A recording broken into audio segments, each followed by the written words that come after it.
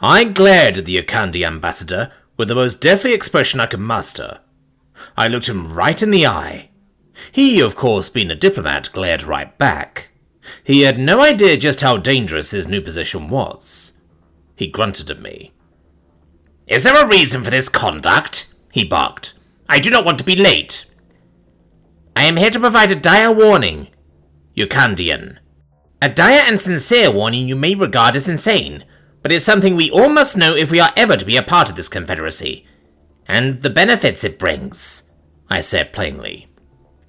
"Do not threaten us, Serenian. We have the largest army in the galaxy. There is a reason we were invited." "I do not care about your armies!" I bellowed loudly, and closed the distance too fast for him to react. "This is not a threat. It is a dire warning. This will be your first council meeting, the official welcoming ceremony. As a consequence, the Terran Federation will be there to greet you, alongside with the rest of the Confederacy." He looked at me nervously. I was right up in his face. Are they the enforcers or secret police or something?" he asked. "No, they are small ape creatures with no natural weaponry hailing from a Class 2 death world called Earth. They have no real talents beyond the rest of the galaxy and represent the physical embodiment of the concept of average. They are nothing special," I said, monotone, almost robotically. "That doesn't sound dangerous. A Class 2? We hail from a Class 7 death world." I scoffed and stood back. "That's what the Imbakai said before their ambassador vomited out his own heart when talking to a human. That's what the Juhai said shortly before one of their ambassadors started attempting to tear out his own spine. That's what the Combinants once said before their entire faith was vanished from the galaxy in the worst and messiest mass suicide in recorded history. All because of humans. Sure, keep your ego. It will hasten your death," I barked at him. "What are you implying? What act of war are these threats?" he said. I rapidly approached him again and glared at him uncomfortably close. "I shall make this simple. I like you, Ukandian. You are a great race with a greater empire, and I shall be looking forward to an excellent partnership. That is why I must warn you. We in the galaxy have one simple, universal rule. Do not lie when in the presence of a human," I said plainly, looking directly into his soul. The delegation shared concerned, confused glances. An awkward moment of silence followed until eventually one of the delegates raised his hand, like a child in a school classroom. Why?" "Do you believe in magic, Counselor?" I asked. "Stupid nonsense," he snapped back. "Well, I guess you are a lost cause then. Maybe when you are more open to talks after your first medical recess. See you soon," I said with a sly grin, and headed to the main chamber. The introduction ceremony was jubilant and filled with the traditional genital-sucking congratulations and bloviating boisterousness. 4 ambassadors from our new arrivals in their council pod waiting for their chance to speak. The speeches for the introduction were bloviating in the way that politicians usually do, but they were, however, somewhat blander than usual. During this process, I looked into the audience chambers and used my microcamera drone to look about. I understood why the speech was so bland and neutral. There were at least 27 humans in the room now, each from their own factions, or as mercenaries with alien ambassadors. I chuckled and made sure the medical team was ready and waiting for the inevitable. They indeed were, but were rather confused as to why. The Akandian ambassador and his cohorts stood from their seats as they were introduced by the speaker. They pressed buttons, and their council pod hovered into the arena and began speaking. The speech began. A predictable one filled with military jargon, buzzwords, and the usual friendly but we are better than you nonsense that all of them, yes, even I myself used, when first starting out. The rest of the council rolled eyes and twitched eye stalks, simply wandering about inside their own head or pretending to pay attention until the speech was done. Then the first cough. The sound of the ambassador literally choking on his own words as my warning predictably came true. I looked in the crowd. I saw most ambassadors and security staff give concerned glances, but some of the faces in the crowd were smiling, chuckling to themselves, and thinking about what to do as they realized what was going on too. The Akandian ambassador excused himself and resumed his speech. I still have no idea what he said. I wasn't paying much attention to it, just gauging the crowd's reaction. The speech continued, and again the coughing resumed as well, but this time he coughed so badly he spat some blood onto his console. He looked at the result and gasped for breath. I could see the fear in his eyes. He looked over at me. I smiled at him, leaned forward and spoke into my own broadcaster. Calling for a short recess following an apparent medical emergency. Recall Pod 52, medical team on standby, I said. My words heard by all present. Recess 20 minutes, the Chamberlain bellowed and slammed his gavel, returning to his own pod to tend to matters himself. The meeting quickly adjourned, and the pod for the Ukandian ambassador automatically retreated to its charging station. I, wearing the smuggest smile possible, left my pod and headed to the corridor where the action was taking place. There, the ambassador was being checked over by the medical team I had earmarked for this situation, and almost immediately a point of suspicion was cast on me. I simply let it continue, knowing full well we were still on the security feed, and the entire delegation, humans included, were still watching. The ambassador spotted me, charged at me, and slammed me against a wall, lifting me up off the ground. You did this! What poison did you use on me? He barked. I was sore for certain, but I simply smiled and waited for the effect to hit again. It was you who poisoned me! I could feel as though my own body was attempting to vomit out my own heart! What kind of evil chemical nonsense are you? He could not continue and coughed, retching as his body convulsed in agony, dropping me from the surge in pain, and his violet-coloured blood spluttered against the wall. The medics immediately tended to him, forcing him to stay down and give him painkillers and other such things. It was almost amusing. Almost. I had to admit I quite liked the Ukandians, and hoped they would stick around. I needed to teach him this lesson quickly. Are you finished, or are you going to listen? I said, and quietly disabled the camera feed for this particular area, telling the crowd it was for community standards. This was, after all, publicly broadcasted. We didn't want the little ones becoming nervous now, did we? What is going on? He said, retching from the pain. Good, you are listening. Here is our number one rule. When in the presence of a human, speak only the truth, or you will be condemned to speak only silence, I said simply, and watched the few around me glare at me quizzically. Why? I don't understand. Then let me explain. Did you notice something odd about the Chamberlain's speech? How unusually bland it was? How it was so vague and misdirecting? Did you notice how odd it was for a political speech to be so empty? Shallow even? Not platitudes, but more redirections. Did you notice that? I asked. He took a moment to breathe and looked at me. Well, yes, actually, I did find it rather odd. That's the human curse, the magic I spoke of. Why you were here on the ground writhing in agony like your heart just attempted to leap out of your own skull? Do not lie in front of humans. That's the curse, I said. He attempted to ask again, opening his mouth to question. Do not speak. I will tell you how and why momentarily. I just need your absolute word that you will follow that rule, because if you lie again, that will be the last breath you take. It's always 3 times. One little cough to say, stop it. Second cough to warn you that you're crossing a line. Third cough to cause enough pain to tell you to shut up. The fourth one will be your last breath. Say it. Promise.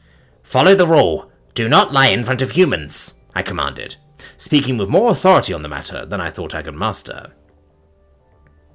He took some deep breaths and considered the pain in his body. I will not lie in front of humans, he said. Good. Not just pretty words, I can guarantee that. That voidish feel where an organ should be is probably a guarantee for that too. Now we can talk plainly. The humans won't know, and I would prefer they remain willingly ignorant of their capability. Understand? I asked. He simply nodded, accepting a drink from the medics. Here is a story that we know. At least as far as we think we know, based on what we can find. Way back in the early days of human space exploration, something called the 21st century, humanity was in a state of turmoil. Nearly every city-state was in a state of civil unrest in some way or form.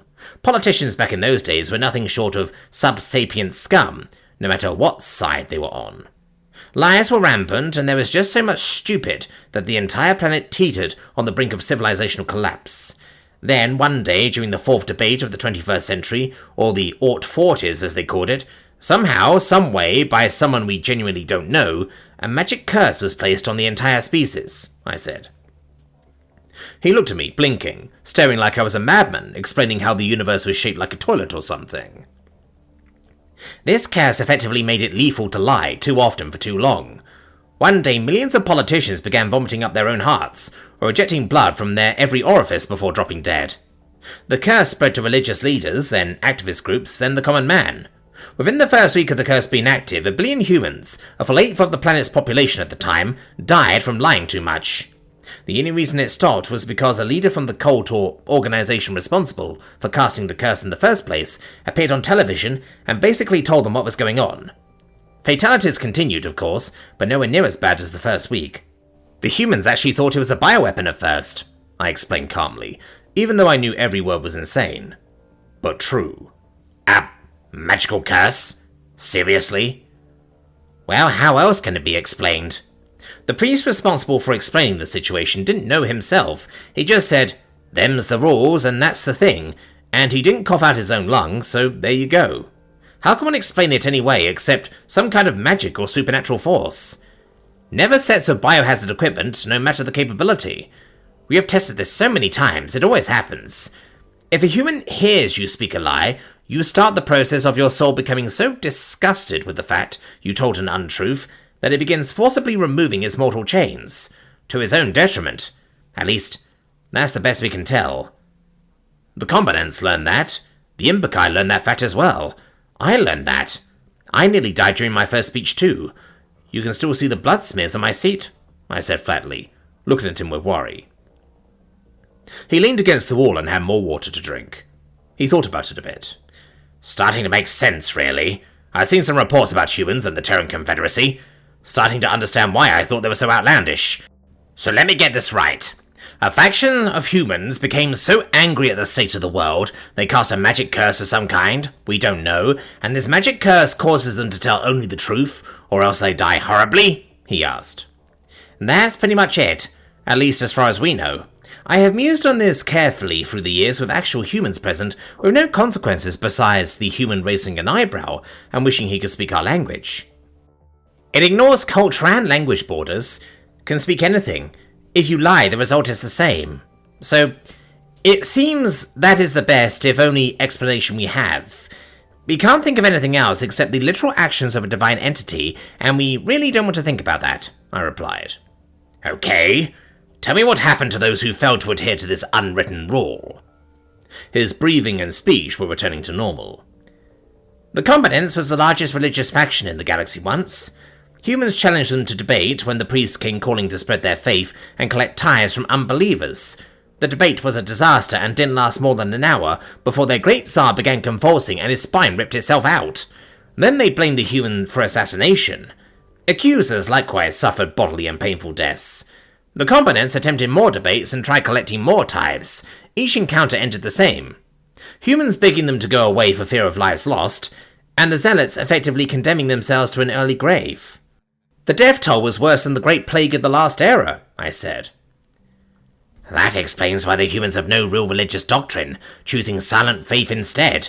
They don't know the answer and physically can't preach their opinion for fear of death. Gods! The misery they must be in, to not know and not be able to ask for fear of death, he said. Indeed, humans suffer more than we can know by their own rules, cast due to their own sins. It's why they are at the top of the food chain. Not due to military strength or diplomatic prowess, but due to the fact that despite this, they still carry on looking for answers, I remarked plainly. Everyone in the vicinity shared glances, some of shame, others of pride or shared concern. That explains why their entire military strength is public knowledge. They have to display it because if we ask, they have to say, so they just tell it like it is. So, how did the Imbekai lose their spines? He was stable now. The effect had worn off and he was now out of the danger zone. Slavers. The Imbekai were slavers. Humans hate slavery and condemn it. When the Imbekai attempted a council seat, the humans protested. This led to a debate and the Imbekai lost. That debate is why not only slavery is illegal, but also why the Imbekai are no longer slavers. They're scared not only of human military action. The humans also won the debate. They were very articulate about the concept. The Imbekai were not, and several ambassadors died from the arguments they posed, I said smugly. Well, understandable. Slavery is abhorrent, I'll give them that. Seems the universe agrees too, but what about the Juhai? The Juhai attempted covert operations, war without a declaration against humans. When humanity found out about their actions, the humans challenged them. The two High Emperors and Commanders vehemently denied the accusations. The throne room that was once their command center now serves as a memorial site for their entire leadership caste when the curse hit them. I can still hear the cracking of the bones. To this day, I can't stand snapping noises, I said, with a disgusted shudder. Everyone who was there and saw what happened likewise shuddered alongside me. Each of us tipped a hat or article of clothing in memoriam. "Is there any way to really negotiate with humans without risking death?" he asked. "No. Just be honest. They like it when people are honest anyway, but there are loopholes. Serious lies like, 'we aren't going to invade you,' when you are going to do that, will get you killed. Small lies like, 'No, you don't look fat in that dress,' or 'Santa will be coming soon, go to bed, you'll get no presents,' or 'No, there isn't a giant spider on your head, you will be fine,' or lies like, 'No, your arm isn't missing, it's right here.' You will learn the nuances soon enough. Humans aren't as complex as they seem once you understand their behavioral patterns. Small things to prevent panic or keep children under control. Myths and folktales. So long as what you are saying is meant to be helpful, or at least is some variant of the truth behind it, will not be punished. Serious stuff that can cause harm or break empires, that's the bad kind of lies. That kind of thing," I said. "So technically I can lie to the humans. I just can't lie about things that could cause serious damage. Like, 'No, there isn't a fire in the building,' to stop someone from panicking and making the fire worse?" he asked. "Exactly. See? You learn fast. When not in the presence of humans, lie as much as you like about whatever you like. Hell, it's become a game to most council member states to have private lying conventions just to get it all out of our systems. It's kind of funny, to be frank, but discussion for another day. It only counts when a human is present," I remarked, helping him back onto his feet. "Thank you. I think I am ready to go back in there and finish this. I have to relay this information to the Emperor before humans get too close. This whole thing explains why human market prices are so competitive. They can't afford to be scummy about it. So much about the species is making more sense. And the more I know, the more I feel sorry for them." He straightened himself out and used pockets and patches of leather to hide the blood in his uniform. "It is also why the galaxy at large holds such great reverence for humanity as a whole. For them to hold this greater burden upon their shoulders is something that takes immeasurable resolve. That's why there are so few humans outside of their own space. It's so they don't hurt us more than they already do, but we insist they join aliens in the galaxy at large for reasons that should be obvious," I said, with a sly, knowing smirk. He blinked, and likewise managed a small smirk. "Law enforcement. Simply being in the room, we know if a criminal was lying. If we are careful, we can get confessions or locations of evidence too easily. Military. Put a human in the presence of a prisoner with intel on a military target and watch them squirm. So much potential. I like it." "I knew you would. Now, come. It is time for your swearing in to resume. Let us hope you are as good an ambassador as I know you are, and see if you can give a rousing speech off the cuff."